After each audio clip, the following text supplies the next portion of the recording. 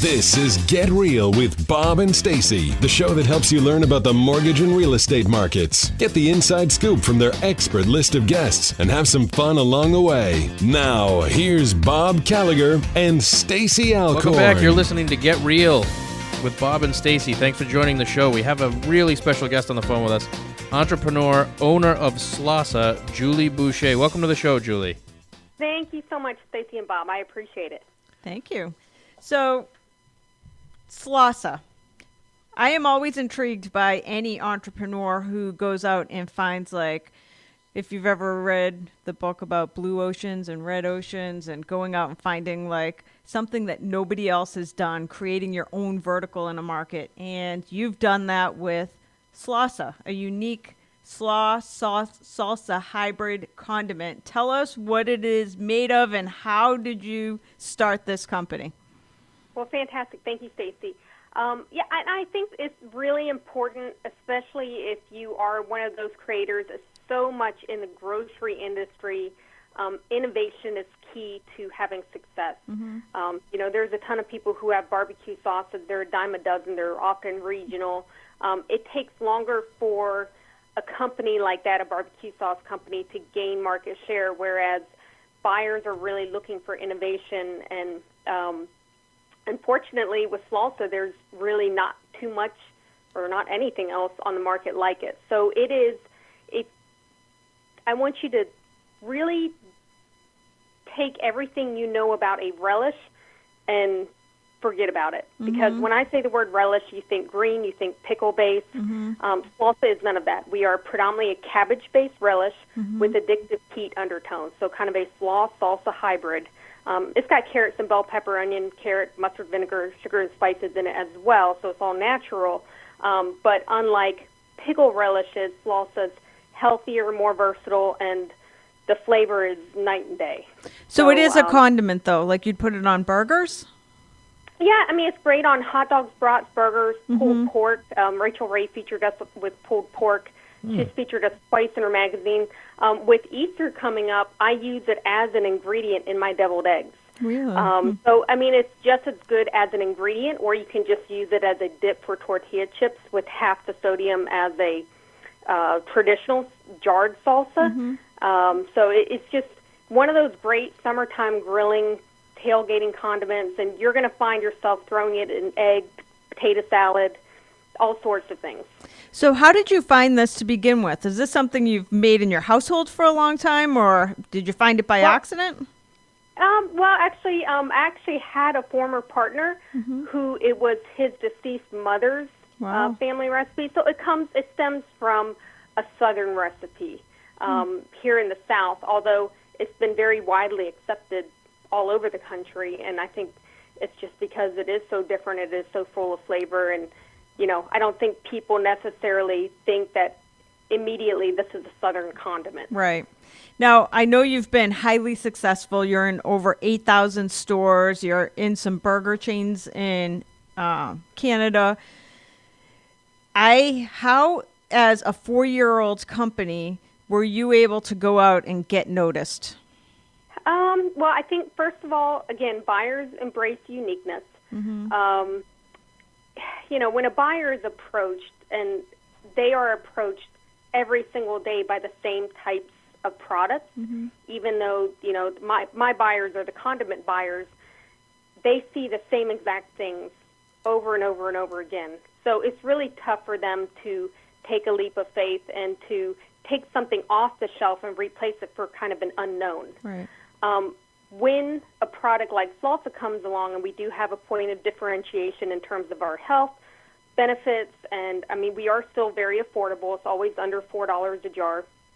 And the fact that it pops off the shelf with this branding and, the flavor, I think, and the versatility speaks volumes for the product.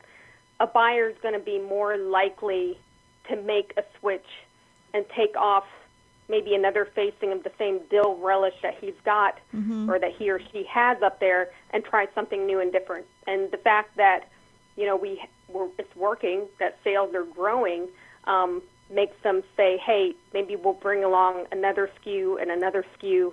And we have 4 flavors now.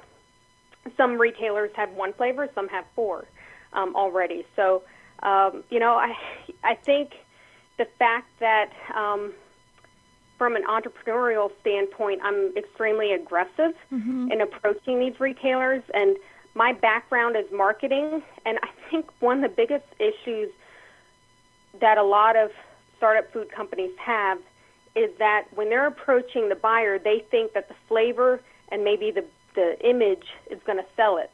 And really, I try to focus my meeting with the buyer on what I'm going to be doing from a marketing perspective to sell it off the shelf, because really that's the goal. Getting on the shelf is relatively easy. It's getting off the shelf and maintaining that space that is a little bit trickier, and that's something that a lot of newbies don't understand, that they need to bring a marketing program that's going to sell it.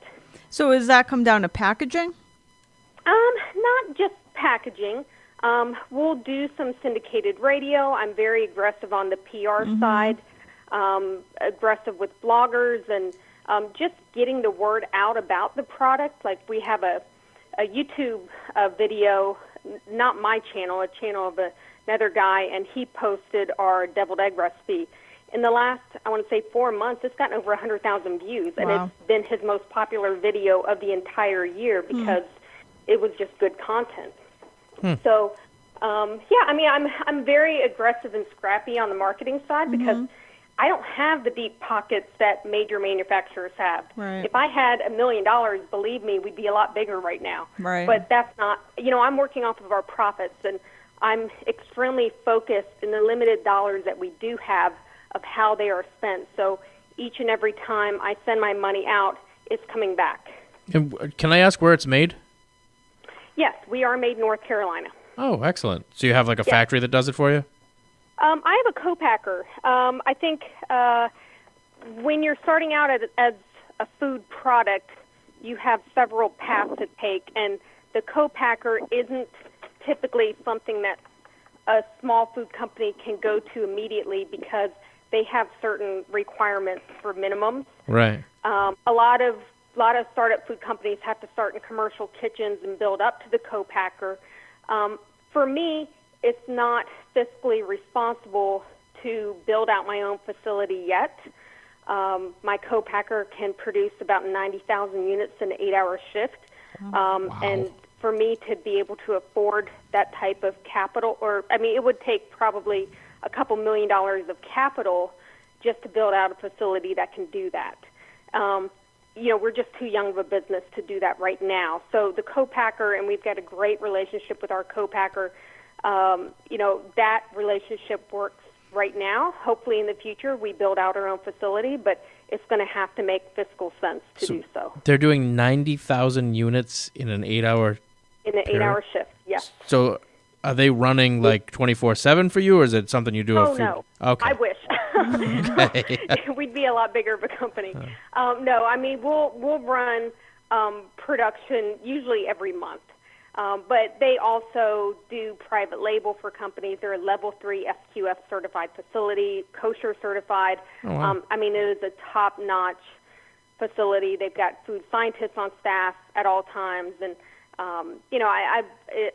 it's a wonderful relationship. They've never had, knock on wood, a recall in the 40 years that they've been in business. Wow. So, it is.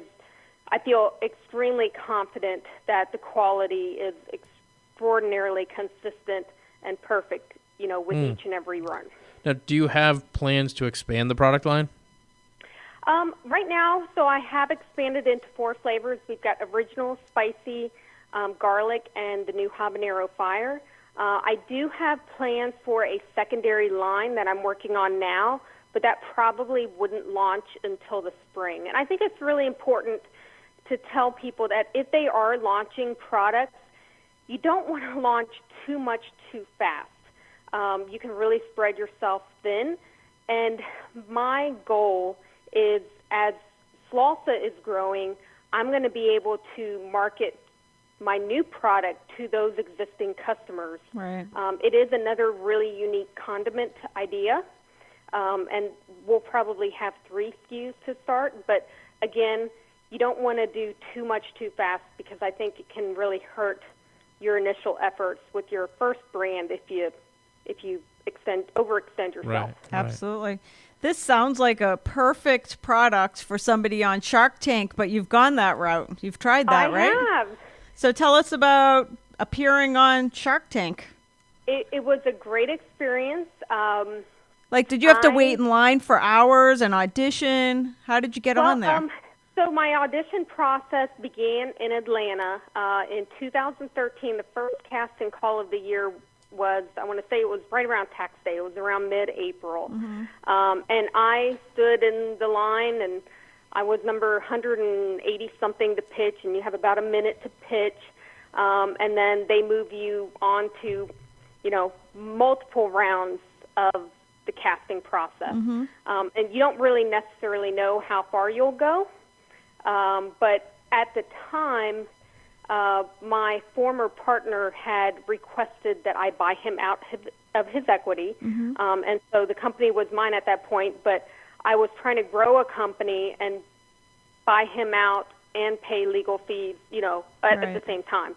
And it's been a big financial stress. I think had I not had that additional burden on me, we'd certainly be bigger now. Right. But it's the cost of doing business, I guess. It wasn't something that I had anticipated. It just happened, and I had to make a decision. Do I continue to move forward and take on a lot more risk, or do we try to figure out, how to sell off his part of the company to someone else? It was just something that, thankfully, I was a very, very conservative saver over the last decade of our lives. My husband and I, we're just not the type of people who take vacations or live beyond our means, and we're just savers. Right. And had we not done those right things over the last decade, never could I have entertained it. Right. But it happened unexpectedly, and I had to make a decision to assume more risk, and I did. And so I thought it would be ideal to at least, throw my hat in the ring for the show, and somehow it worked out. Wow. 40,000 people apply every year, so the odds are not in your favor. And I think they like me, like my story, like the fact that I had a really unique product. When I went in to pitch the Sharks, we were already in 4,000 stores, so we already had retailer confidence and numbers. The Sharks were extraordinarily nice to me. They were highly complimentary. Even as I was leaving the room, Mark Cuban continued with his praise of how I ran the business and our product. Wow. We didn't get an offer. It was the most bizarre experience of my life.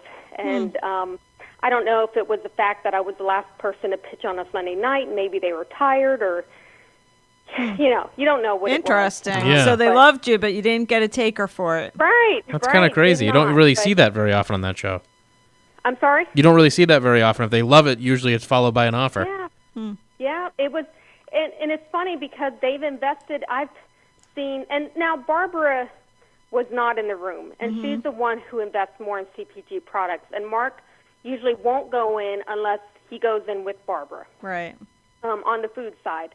So I think there was just probably, and I wasn't going to go for royalty in perpetuity. That was just not even on the table. So, or not, I think they sensed that was not Right. going to fly with me. But, I mean, it was a great experience. I answered every question they had. I really felt like maybe they should have asked more industry-specific questions, but they didn't, and, Wow. you just kind of walk out of the room with your jaw on the ground and baffled and thinking, what just happened here? I thought I'd get multiple offers. It was bizarre. But a great experience. Yep. And 5 years down the road, like once you continue to build it, someday you'll probably look back on it and say, wow, thank God that they didn't put an offer on it. They'd own half my company. So. Well, I think they sensed I wasn't going to give up half either. Yeah, right. But they've invested in several food companies that have already gone bankrupt and tanked out. Yep. But, they're not going to report that information. They're just, obviously going to report the success stories. So I think they're just very hit or miss on the grocery side because they're less understanding of the industry. Yeah. That's really interesting. So can you tell us we've got about 2 minutes left. Can you tell us a little bit about your experience working with within NASCAR? To work for IMG International Management Group, and I've always worked and represented sponsors of the sport. So in 2007, I was very fortunate that one of the NASCAR drivers, Bobby Labonte, he was the 2000 Sprint Cup champion. He asked that I would help start his company, which I did. I was director of marketing for him until I left the sport at the end of 2010. But I was very, very fortunate, and I think this is one of the things that helped me in my business now is that I worked with General Mills for 9.5 years. So, there's no better sport to cut your teeth in marketing than NASCAR during its heyday, and it's a sport that really redefined what all the other sports are doing now in terms of creative marketing, and I think that's always been a strength. And I'm really thankful for my time within the industry. I learned to juggle, doing 1,000 different things at once because you're not just planning for the next race and the race after that, but you're planning for Daytona next year and other things down the road. So I think that's really helped from an entrepreneurial side of being organized and being, creative. Yeah, standing out from the crowd, which you already do. Your product does, in and of itself, it stands out from the crowd. It does. It does. Well, I'm anxious to try it, and we want to thank you for being on the show, Julie. You were a great guest. Thank you. Thanks so much for having me. Hopefully y'all love it. You've got some jars, a little bit of flavor from the South, and fortunately you can get it up there at Stop and Shop. Yes. Absolutely. We actually have a small party next Thursday with all of your loan officers. I think we're going to turn it into a Slausa party. That's a great idea. Awesome. That's fantastic. All right, great. Thanks again, Julie. We're going to take a quick commercial break. We'll be back with more Get Real after this.